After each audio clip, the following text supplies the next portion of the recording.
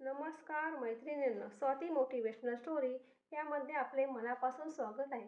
गरीब ब्राह्मणाची शिवभक्ती. प्राचीन काळी एका छोट्याशा गावात शंकराचार्य मंदिराच्या जवळ एक गरीब ब्राह्मण राहत होता. त्याचे नाव हरिदास होते.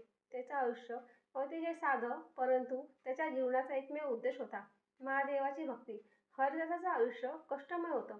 त्याच्याकडे शेत नव्हतं, पैसा नव्हता, घर मोडकळीस आलेलं होतं. तरी देखील तो दररोज पहाटे उठून नदीवर स्नान करत असे. नंतर मंदिरात जाऊन ओम नमः शिवाय या मंत्राचा जप करत महादेवाची पूजा करत असे. गावातल्या श्रीमंत लोकांनी त्याची फार थट्टा केली. ह्या भाकड पूजा करून पोट भरतं का रे बाबा, असं विचारून ते हसत. पण हरिदासाचं उत्तर नेहमी शांत असे. महादेव माझे पिता आहेत. जे काही देतील ते मी आनंदाने घेईन. मी त्यांचा सेवक आहे.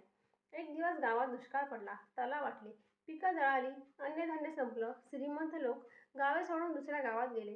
पण हरिदास मात्र तेथेच राहिला. तो म्हणाला, माझे महादेव इथे आहेत, मी त्यांना सोडून कुठेही जाणार नाही. भुकेने त्रस्त होऊन हरिदास एक दिवस मूर्छित झाला. त्याला कोणी अन्न दिले नाही आणि तो देवाच्या पायाशीच कोसळला. त्याच्या ओठावर शेवटचा मंत्र होता, ओम नमः शिवाय. तेव्हा मंदिरात एक तेजस्वी साधू अवतरले. त्यांनी हरिदासाला उठवले आणि पाण्याचा घोट दिला. बाबा, जागा हो, महादेवाने तुझी भक्ती ऐकली आहे, असं म्हणून त्यांनी त्याला एक पिशवी दिली. हरिदासाने ते उघडली. त्यात सोन्याच्या मोहरा होत्या. पण हरिदास गोंधळून गेला. त्यांनी विचारलं, हे कशासाठी? साधू म्हणाले, तुझी निस्वार्थ भक्ती पाहून महादेव प्रसन्न झालेत. हे सोनं तुझ्या गर्वासाठी नाही तर सेवा करण्यासाठी आहे. गावात जे उपाशी आहेत त्यांना मदत कर.